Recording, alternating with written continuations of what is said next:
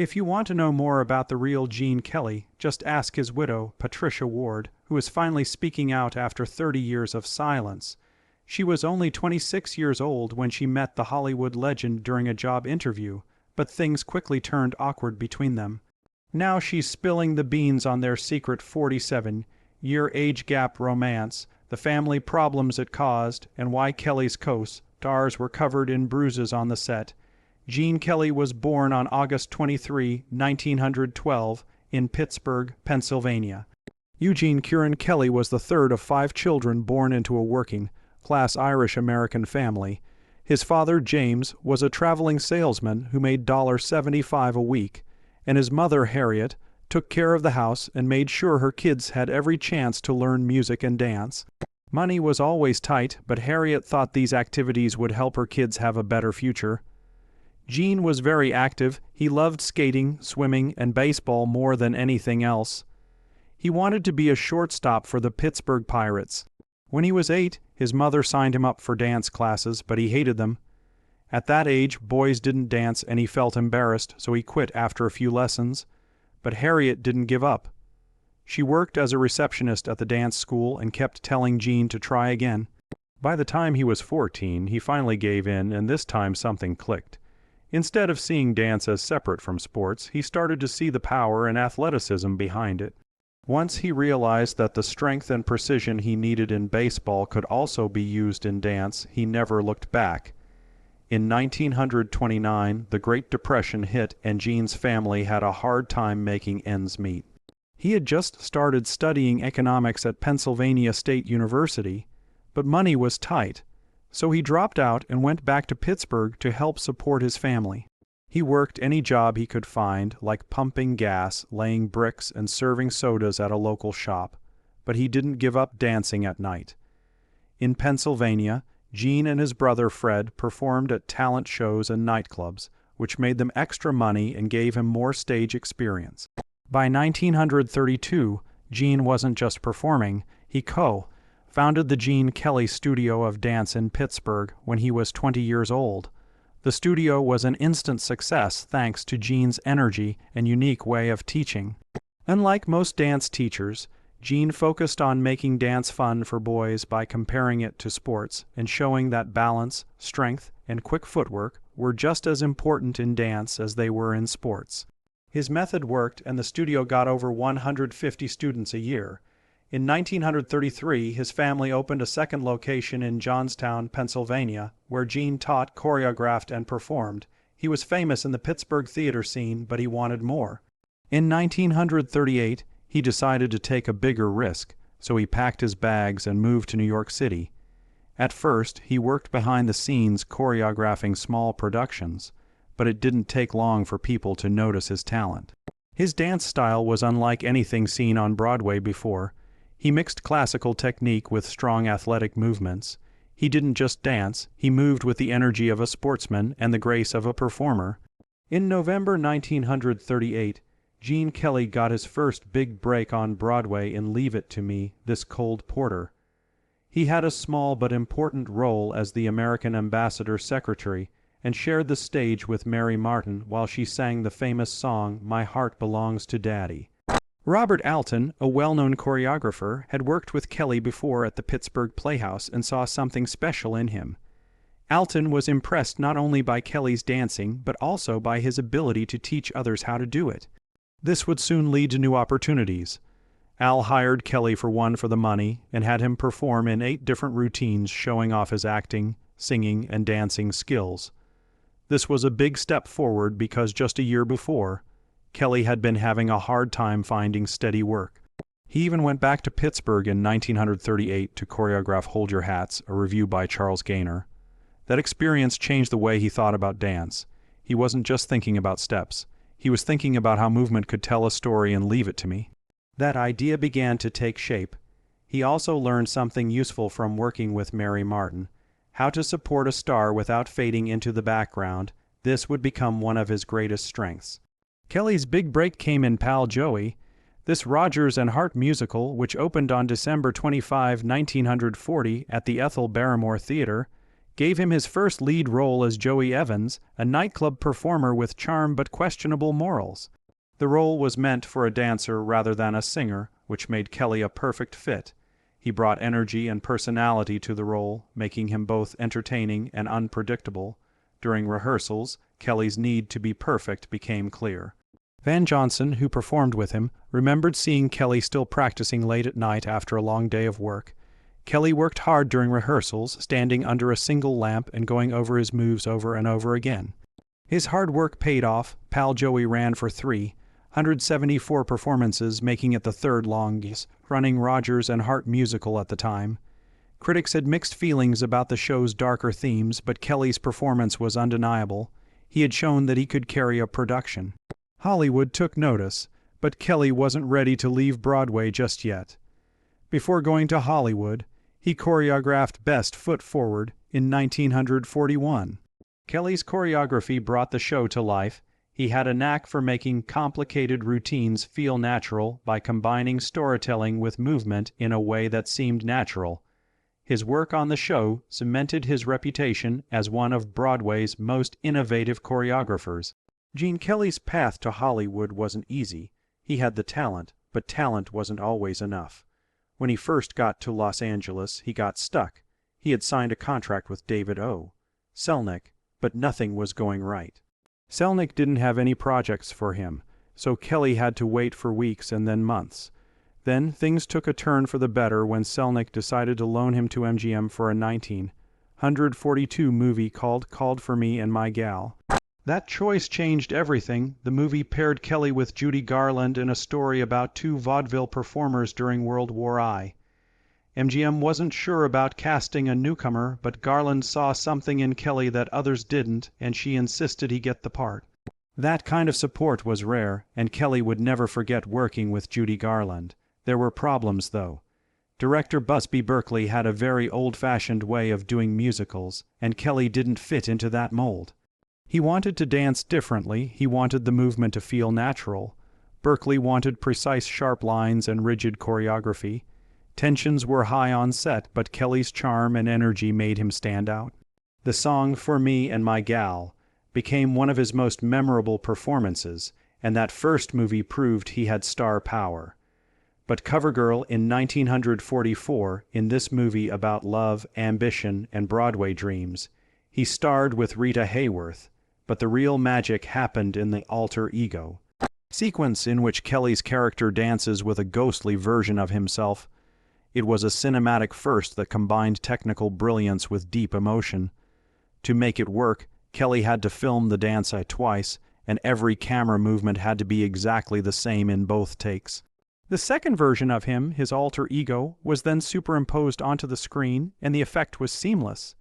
He later said it was the hardest thing he had ever done, but it paid off.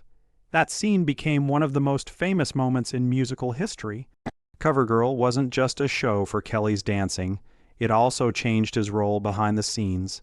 MGM had been hesitant to give him too much creative freedom, but after seeing what he could do, they started trusting him more. He had earned the freedom to try new things, and he wasn't going to waste it. Then, in 1945, Africa Kelly with Sinatra in a funny movie about two sailors on shore leave in Hollywood. But the scene that made history had nothing to do with Sinatra. It was Kelly's dance with Jerry Mouse, an animated character from Tom and Jerry. At the time, live action and animation didn't mix like this, and the process was very complicated. First, Kelly had to do the whole dance by himself, and his movements had to be exact so that animators could match Jerry's steps to his using a method called photoscoping, in which they studied Kelly performers had to draw shadows on the floor by hand to make it look like they were dancing together. Originally, Mickey Mouse was supposed to be in the scene, but Walt Disney turned it down. This is why MGM created Jerry Mouse just for this moment. People had never seen anything like it before. The sequence felt natural, but it was groundbreaking. Anchors Away won 5 Academy Awards, including one for Best Actor, Kelly's only nomination. It also won for Best Picture. Between 1942 and 1945, Kelly went from being a Broadway dancer who had never been in a movie to becoming one of Hollywood's most innovative stars. He wasn't just performing, He was also changing the way musicals were made, and this was just the start. Gene Kelly was at the height of his career when he made some of the most famous musicals in Hollywood history. His movies weren't just about dance. They told stories in ways that no one had seen before. His energy, creativity, and big ideas changed in 1952. Kelly and Stanley Donen co-directed Singing in the Rain, which became the most famous scene in Kelly's career. The movie took place during Hollywood's chaotic transition from silent films to talkies, and Kelly played Don Lockwood, a silent film star who was having a hard time adjusting to the new era. The story followed his relationship with Debbie Reynolds' character Kathy Selden, and it also showed the difficulties of making movies during that time. Kelly had a fever of 103 degrees and was having trouble with the fake rain because people in Culver City were watering their lawns at the same time, lowering the water pressure. The scene took a day and a half to film, but the result is one of the most famous moments in movie history. Kelly also changed the way musicals were filmed. Instead of using static cameras and like sets, he and Donen shot them on real sets. Singing in the Rain came out on April 11, 1952. It didn't win any Oscars, but it went on to become one of the most famous movies of all time, and critics and fans still consider it to be the best musical ever. Just a year earlier, in 1951, Kelly had already made another masterpiece called An American in Paris, which was directed by Vincente Minnelli and was about an American painter named Jerry Mulligan who falls in love with Lisa Bouvier, who was played by the movie was based on George Gershwin's 1928 orchestral piece, and its music gave it a unique jazz-infused rhythm. The best part was the final ballet sequence, which lasted almost 17 minutes and was choreographed by Kelly himself. He mixed classical ballet with modern dance to make it one of the most ambitious performances ever put on film. An American in Paris won 6 Academy Awards, including Best Picture, which was unusual for a musical at the time. Honorary Academy Award for his groundbreaking choreography, Kelly wanted Hollywood to see musicals as serious art, not just light entertainment. During Oscar season, he worked hard to promote An American in Paris so voters would see its artistic value. His hard work paid off when the film won, showing that musicals could be just as powerful as dramas. Kelly's creativity didn't stop there. His 1949 film On the Town, which he co-directed with Donen, was one of the first musicals to be shot on location instead of in a studio. During a 24-hour leave in New York City, he starred in the movie New York, New York, which became a classic. Filming in real city streets gave the movie a fresh, energetic feel. In 1954, he starred in Brigadoon, a romantic fantasy about a hidden Scottish village that only shows up once every 100 years. Kelly played a lost traveler who stumbles upon it and falls in love. It wasn't as big of a hit as his other movies, but it stood out for its dreamlike setting and emotional depth. 1955, Kelly was trying out new techniques. His co-directed film, Always Fair Weather, used split-screen choreography, which wasn't usually used in musicals. The movie was about 3 soldiers who met again years after World War II and realized they had grown apart. It had a more serious, even cynical tone, which made it different from traditional musicals. Even though it wasn't as successful at the box office, it showed Kelly's constant drive for new ideas. Gene Kelly was a perfectionist, and his movies were full of energy and accuracy, but it wasn't easy for the people who worked with him to make them. In 1952, Singing in the Rain became one of the most beloved musicals of all time, but for Debbie Reynolds, it was also the hardest experience of her career. She was only 19 years old and hadn't had any dance training when she was cast as Kathy Selden, and Kelly wasn't impressed. He criticized her all the time and rarely gave her support. The Good Morning dance sequence was one of the hardest scenes to film, and Kelly pushed her to do her best. Reynolds had 15 hours of rehearsals, and by the end, her feet were bleeding and she was crying under a piano. One of Hollywood's best dancers, Fred Arar, found her and offered support. Kelly, on the other hand, kept pushing, and despite the long hours of rehearsals, he chose the very first take for the final cut. The stress took a toll on Reynolds' health.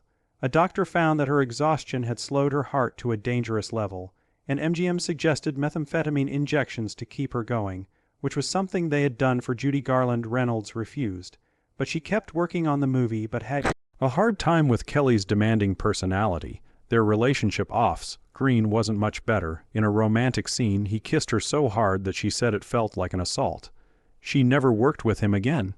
4 years earlier, in 1948, Esther Williams starred with Kelly in Take Me Out to the Ball Game.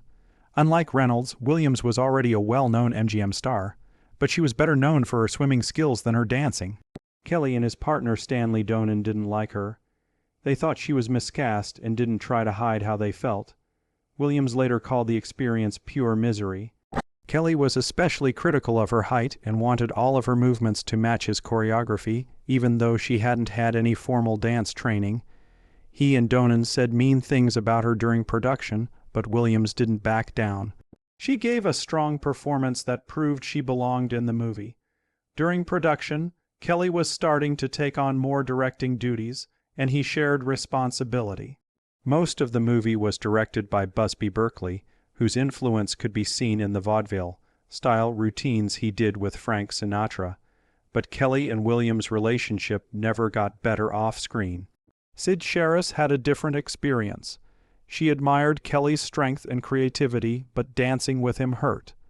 She worked with him on Singing in the Rain and An American in Paris and quickly learned how demanding he could be. Her husband could always tell who she had been seeing. Kelly's dance style required strength and precision, and he made sure that his partners had strong ballet training. He also made changes to get the look he wanted, and Charisse, who was already tall, had to wear 4-inch heels in some routines, which made the choreography even harder, but Kelly wouldn't give in even though it was hard. Charisse respected him, but she thought Fred Ahr was the master of rhythm, but Kelly was stronger and more creative than anyone else. Gene Kelly's personal life was just as complicated as his work life. He married Betsy Blair in 1941 when he was 28 and she was only 17. They met 2 years before when Blair joined the chorus of Billy Rose's Diamond Horseshoe, a show where Kelly worked as a choreographer. Blair had finished high school early and earned a scholarship to Sarah Lawrence College, but she was too young to go at the time, so she went dancing instead, which is how Kelly met her. Entered her life, even though they were different in age. They quickly became close and got married. They were married for 16 years and had a daughter named Chryse Kelly Novick in 1942. While Kelly's Hollywood career took off, Blair's acting career also took off, and she was nominated for an Academy Award for Marty in 1955. But behind the scenes, their marriage was in trouble because Blair had strong political views and was being investigated by the House Un-American Activities Committee because she had ties to Marxism. The Hollywood blacklist made her a target. She had a hard time finding work, and the stress made their marriage worse. In 1957, they got a divorce, and Blair moved to Europe to keep acting. She later married director Carol Rise. Kelly rarely talked about their breakup, but he did admit how hard it was to balance his career with his personal life. His second marriage had its problems. In 1960, he married dancer Jean Coyne, who had been married to Stanley Donen, Kelly's former partner and close friend. Donen and Coyne got married in 1948. At the time, Coyne was close to both men on Broadway and in Hollywood, but her relationship with Kelly grew into something more. Donen thought Coyne was having an affair and felt betrayed when she chose Kelly over him. Their professional relationship never got better. Donen later admitted he had nothing nice to say about Kelly, while Kelly called Donen emotionally immature despite the scandal. Kelly and Coyne built a life together. They had 2 children, Bridget and Timothy, and their marriage was strong. But in 1973, tragedy struck. Coyne was diagnosed with leukemia and died on May 10 that year at the age of 50. Kelly, who was 60 at the time, was devastated. She had been more than a wife. She was his creative partner and one of the few people he really relied on. After her death, he stepped away from the spotlight and focused on raising their children instead of looking for new projects. As Hollywood musicals started to fade in the late 1950s, Kelly had already started to direct movies. One of his biggest projects was Invitation to the Dance. It was a risky attempt to combine LA and film in a new way, and Kelly had high hopes for it. However, it had problems with production and technical issues, and when it finally came out in theaters, it didn't connect with audiences and was a disappointment at the box office. His next big project as a director was Hello, Dolly, starring Barbara Strand and Walter Matthau. With a $25 million budget, it was one of the most expensive productions of its time, and even though reviews were mixed, it still won 7 Academy Awards. Kelly had turned down The Sound of Music in 1965 because he thought it wasn't right for his style. This is still one of the most debated decisions in his career. By the 1970s, Kelly had become the face of MGM Golden Age of musicals. In 1974, he became one of the hosts of That's Entertainment, a documentary about classic Hollywood musicals. It was a nostalgic and bittersweet look at MGM history. By that time, the famous backlot where many of those movies were shot was falling apart, and most of it was going to be torn down. Parts of the movie were filmed on those falling apart sets, which gave them an emotional weight.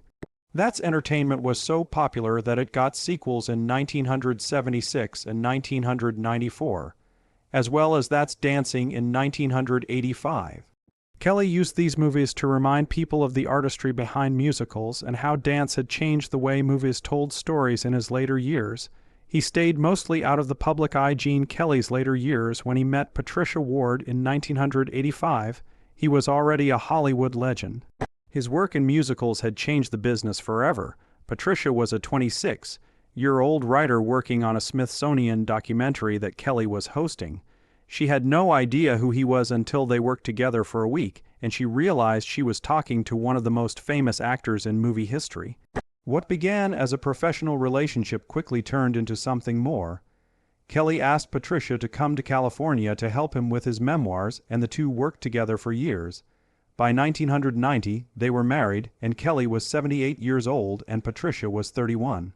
Their 47-year age difference made headlines right away, and the press and some critics said it was inappropriate. Patricia always denied those claims, saying she hadn't thought about the age difference until the tabloids made it a story.